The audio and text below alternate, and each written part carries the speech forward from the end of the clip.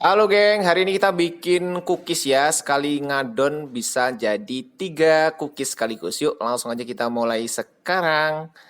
Oke, jadi step pertama masukkan dulu ada 100 gram margarin, kemudian tambahkan 300 gram butter ya. Boleh diganti dengan margarin semua ya kalau mau irit.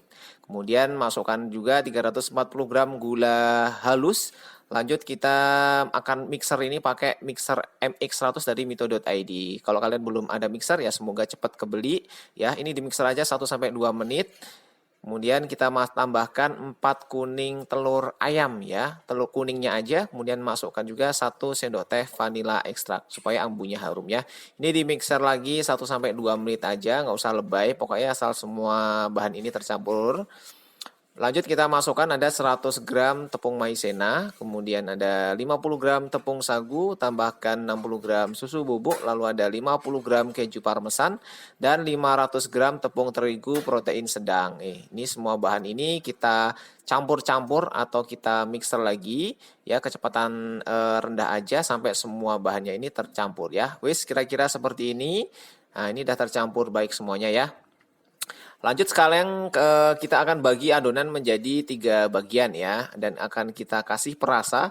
Ini sesuai selera kalian masing-masing aja. Di sini aku tak kasih perasa pandan, kemudian yang satu lagi kita kasih perasa taro, dan satu lagi original vanilla ya. Dan kita bagi adonannya masing-masing ini 11 gram ya.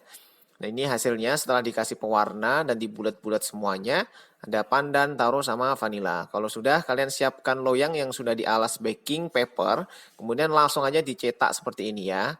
Nah ini tinggal pencet-pencet aja. Kalian kalau mau beli cetakan seperti ini banyak banget di marketplace ya. Modelnya banyak, harganya juga variatif ya.